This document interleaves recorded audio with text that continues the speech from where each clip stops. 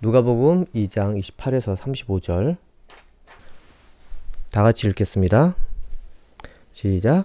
시므온이 아기를 안고 하나님을 찬송하여 이르되 주제여 이제는 말씀하신 대로 종을 평안히 놓아주시는도다.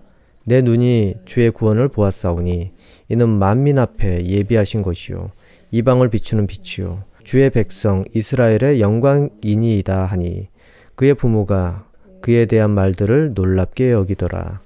시므온이 그들에게 축복하고 그의 어머니 마리아에게 말하여 이르되 보라 이는 이스라엘 중 많은 사람을 패하거나 흥하게 하며 비방을 받는 표적이 되기 위하여 세움을 받았고 또 칼이 네 마음을 찌르듯 하리니 이는 여러 사람의 마음의 생각을 드러내려 함이니라 하더라. 아멘. 쉬운 성경으로 제가 읽어드리겠습니다. 누가복음 2장 28에서 35절. 시므온이 아이를 팔에 안고 하나님께 찬양하였습니다. 주님, 이제 주님의 종을 주님의 말씀대로 평화롭게 떠날 수 있게 하셨습니다. 제 눈으로 주님의 구원하심을 보았습니다. 주님께서 이 구원을 모든 백성들 앞에 마련해 주셨습니다. 이는 이방 사람들에게는 계시의 빛이요 주님의 백성 이스라엘에게는 영광입니다. 예수님의 아버지와 어머니는 시므온이 예수님에 대하여 말하는 것을 듣고 매우 놀랐습니다. 시므온은 그들을 축복하고 아이의 어머니 마리아에게 말했습니다. 이 아이는 이스라엘의 많은 사람들을 넘어지게도 하고 일어서게도 할 것입니다. 또한 사람들의 비난을 받는 표적이 될 것입니다. 이 일 때문에 많은 사람들의 마음에 있는 생각이 드러날 것입니다. 그러나 당신의 마음은 칼로 쪼개듯이 아플 것입니다. 아멘. 오늘 설교 주제 위로의 성탄절. 여러분, 오늘은 성탄절입니다. 예수님께서 태어나신 날입니다. 베들레헴에서 태어난 구세주를 기념하기 위해 교회마다 행사를 합니다. 그리고 믿지 않는 세상 사람들은 이 날을 축제의 날로 또 여기게 됩니다. 그런데 대부분 크리스마스 전야제 때, 크리스마스 이브 때 만나서 파티도 하고 그리고 서로 선물을 주고받을 것입니다. 오늘 본문의 말씀은 그 탄생한 예수님에 대해서 시므온이라는 사람이 성령을 통해서 예언을 한 것입니다. 시므온은 성령께서 시므온에게 이런 말씀을 하셨습니다. 네가 그리스도를 보기 전까지는 결코 죽지 않을 것이다 라고 했습니다. 이 얼마나 영광스러운 메시지입니까? 시므온이라는 사람이 누구인지는 명확하지 않습니다. 그러나 그는 경건하고 또 의로운 자라고 했습니다. 그리고 성령께서 그에게 이런 메시지를 준 이유는 그가 이스라엘에 대해서 얼마나 이스라엘을 사랑하고 얼마나 이스라엘의 위로를 기다리는 자였는지 이 성령을 통해서 알 수가 있습니다. 성령께서 이런 메시지를 전해주는 것을 통해서 알 수가 있습니다. 그러나 이스라엘의 진정한 위로가 오려면 어떻게 해야 됩니까? 메시아가 와야 됩니다. 이유는 지금 현재 유대인과 이스라엘 상태가 좋지가 않기 때문에 그렇습니다. 하나님의 징벌로 북이스라엘과 남유다가 망했습니다. 그리고 이 땅 이민족들이 점령하고 있습니다. 우리 일제시대에 있습니다. 일제강점기. 그때 수없이 많은 사람이 목숨을 바쳐서 독립을 원했습니다. 아마 이 시므온이라는 분도 혹시 독립투사의 마음을 가지고 있지 않았나? 그런 개인적인 상상을 해봅니다.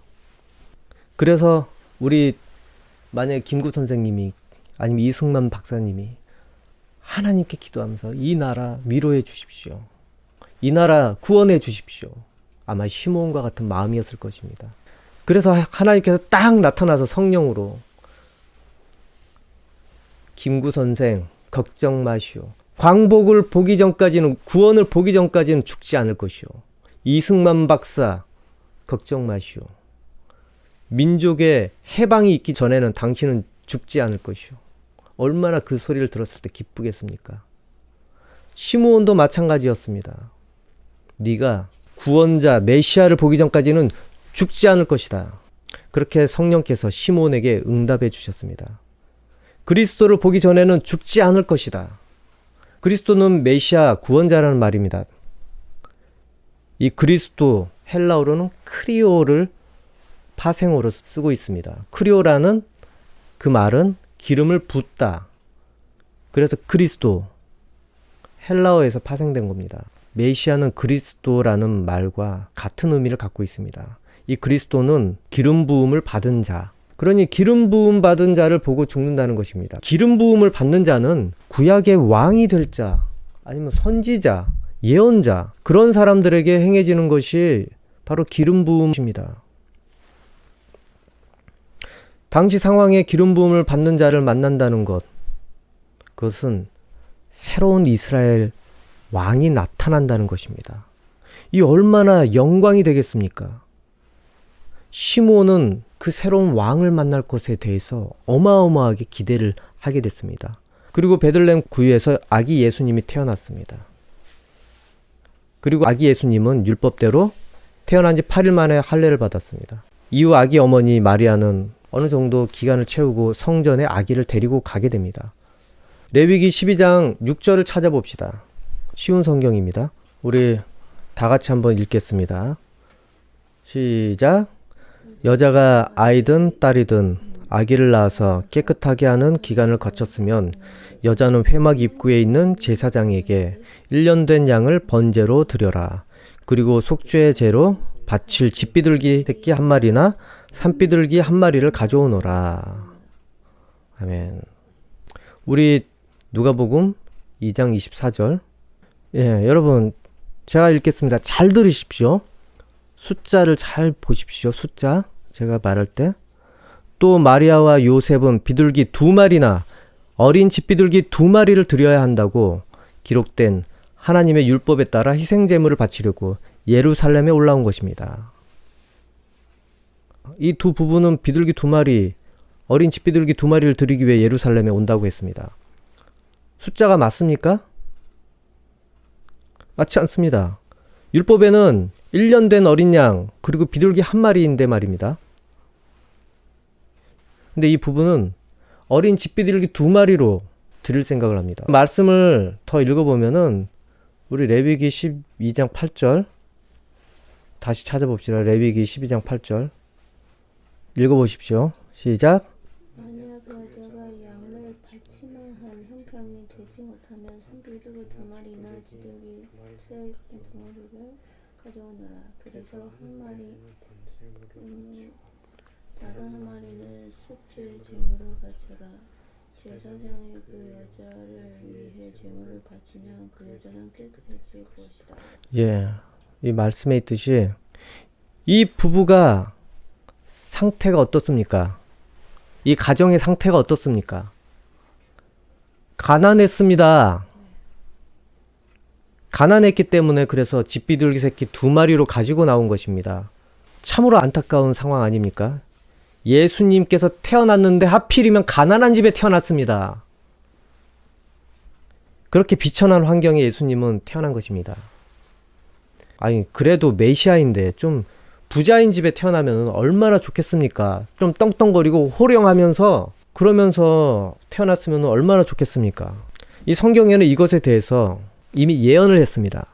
이사야 53장 2에서 3절을 보면은 그는 주 앞에서 자라나기를 연한 순 같고 마른 땅에서 나온 뿌리 같아서 고운 모양도 없고 풍채도 없은즉 우리가 보기에 흠모할 만한 아름다운 것이 없도다. 그는 멸시를 받아 사람들에게 버림받았으며 간고를 많이 겪었으며 질고를 아는 자라. 마치 사람들이 그에게서 얼굴을 가리는 것 같이 멸시를 당하였고 우리도 그를 귀히 여기지 아니하였도다.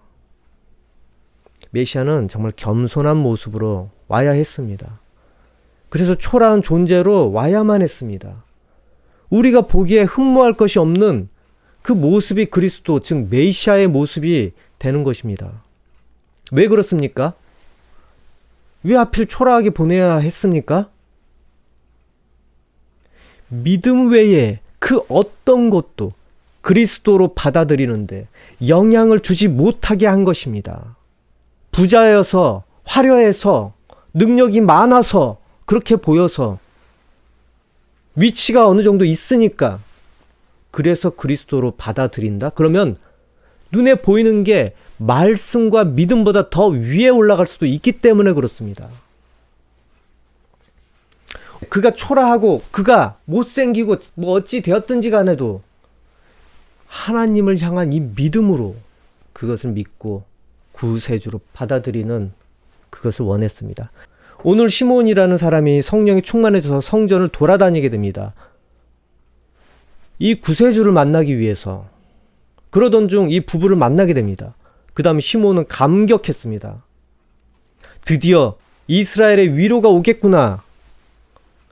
이제 이스라엘은 하나님의 위로를 통해서 변할 것이라고 생각을 했습니다. 이승만 박사님, 성령이 만약에 오셔서 광복의 때가 올 것이다. 그러면서 만약에 원자폭탄을 보여주셨으면은 얼마나 놀라워하셨겠습니까? 원자폭탄 다 됐다. 너 미국으로 가서 원자폭탄을 봐라. 미국으로 가서 원자폭탄을 봤을 때 어떤 느낌이 들겠습니까? 만약에 진짜로 드디어 광복의 때가 왔구나.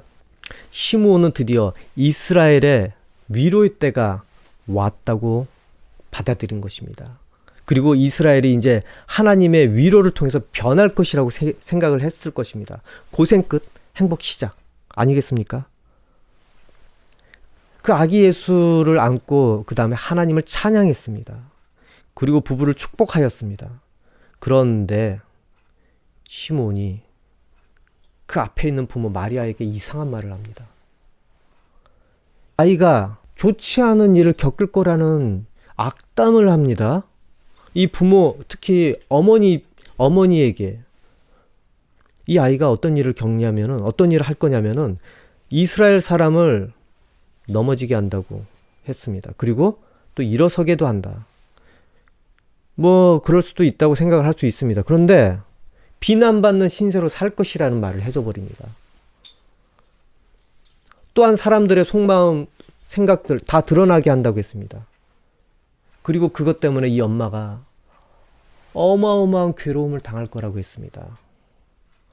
그 마리아의 마음이 칼로 쪼개듯이 아프게 될 것이라고 말했습니다. 기쁨이 갑자기 염려로 바뀌는 순간입니다. 이 아이 도대체 뭐지? 혼란스럽지 않겠습니까?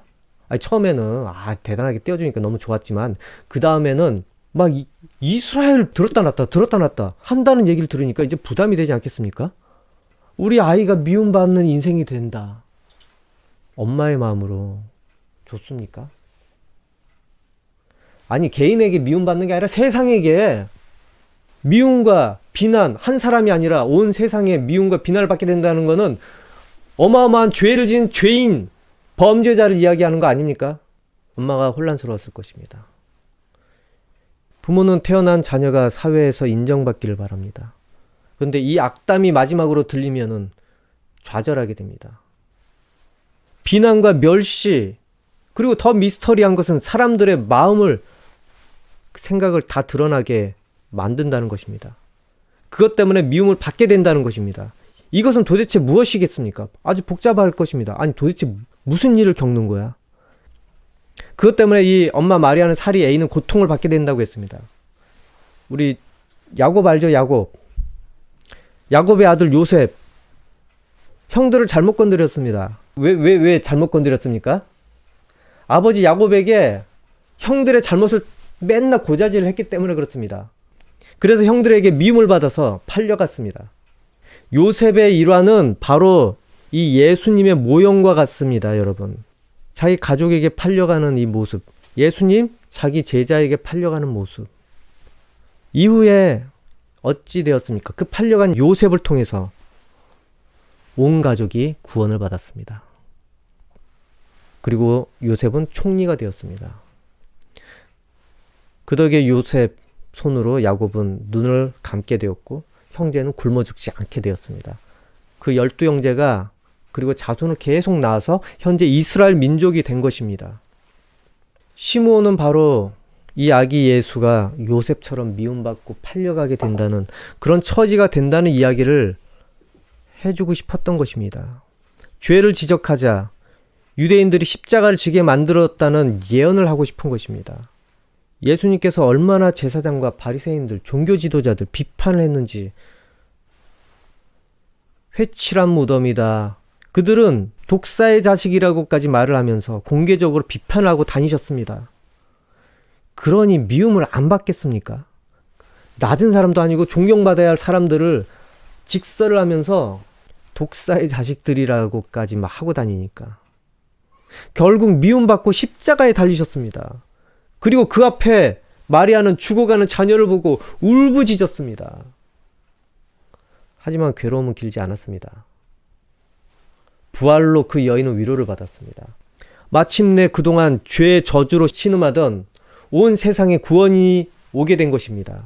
온 세상이 위로를 받게 되었습니다. 온 세상의 구원의 물결이 예수님을 통해 온 것입니다.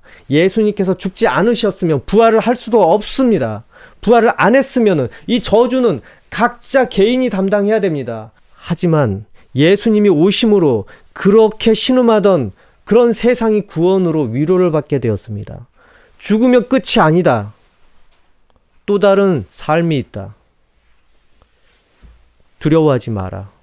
예수님을 믿고 따르기만 하면은 이 세상에 사느라 힘들었던 모든 것들 위로받을 것이다. 천국에서 안 가봤으니까 사람들이 천국이라는 거를 그냥 가볍게 생각을 합니다. 우리 안 가봤으니까. 하지만 하나님께서 그렇게 얘기하실 정도면 얼마나 어마어마한 곳인지 기대하십시오. 죄로 신음한 모든 세상이 위로를 받을 것입니다. 여러분, 오늘 예배가 성탄 예배이면서 이번 연도 마무리하는 2022년도 마지막 주일 예배입니다. 이번 한 해 어찌 보냈습니까? 다들 생각을 해보십시오. 혹시 처음만 반짝하고 마음 상한 일들이 연속이었던 적 없었습니까? 예수님 탄생, 별까지 춤추며 환영했습니다. 그러나 그 과정은 환란의 연속이었습니다. 모두가 환영한 것이 아니었기 때문에 그렇습니다. 결국 제자들까지 배신하고 팔려가는 곳으로 마무리되는 것 같았지만은 부활을 하게 되었습니다. 그리고 모든 어려움이 놀랍게 바뀌는 상황이 왔습니다. 제자에게 팔려가고 죄인의 모습으로 십자가에 달려 죽는 것이 끝인 것 같았습니다. 그런데 거기가 끝이 아니었습니다. 부활을 하게 됐습니다. 부활을 시켜주셨습니다. 여러분, 죽어야 부활의 능력이 확인됩니다. 이 말 꼭 기억하십시오. 죽어야 부활의 능력이 확인됩니다. 눈물과 땀이 적셔진 만큼 그 능력을 확인할 수 있게 됩니다. 눈물과 땀이 적셔진 만큼. 그 정도 해야 내 실력이 어느 정도인지 이제 알게 됩니다. 그리고 결실로 고단했던 과정을 위로받게 될 것입니다. 여러분, 이 성탄절 세상 사람들에게는 축제입니다. 그런데 하나님께서 인간과 가졌던 그동안의 악연을 마무리 짓는 그런 시작과도 같습니다. 세상 사람들은 뭔 이유인지 모릅니다. 왜 축제인지. 그 사람들이 예수님 믿지도 않은데 왜 이 날을 축제로 여기는지. 세상 사람들이 이 날을 왜 축제로 여기는지 한번 물어보십시오. 야, 왜? 이 날이 왜 기념을 해야 되냐? 예수님 믿어? 안 믿는데. 하나님께서 인간과의 일을, 악연을 마무리 지으시려고 드디어 버튼을 누르는 시작일과 같습니다. 믿는 이들에게는 이렇지만은 여러분, 근데 안 믿는 사람들에게는 이 날은 심판의 시작을 하나님께서 누르신 것입니다. 세상 사람들 기뻐 축제할 상황 아닙니다. 지금 기뻐서 난리칠 상황 아닙니다. 왜냐하면 지옥 심판 진행 단추를 누른 날이기 때문에 그렇습니다. 이제 실제로 심판하시기로 작정하신 것입니다. 그러나 믿는 이들에게는 구원의 날을 준비하신 시작 단추입니다. 여러분을 준비해 두신 구원의 날로 인도하기 위해서 여러분을 초대한 것입니다. 여러분이 드디어 구세주를 만나서 평안 가운데 눈을 감는 인생이 되게 하시기 위해 이 세상 가운데서 여러분을 지금 여기에 부르신 것입니다. 이번 1년 숨쉬고 먹고 생각하고 감정을 또 갖고 사느라고 정말 많이 수고들 하셨습니다. 남은 며칠 동안만이라도 1년 동안 무슨 일이 있었는지 돌아보고 하나님께 은혜로 감사하며 평안 가운데 마무리하기를 바랍니다. 기도하겠습니다.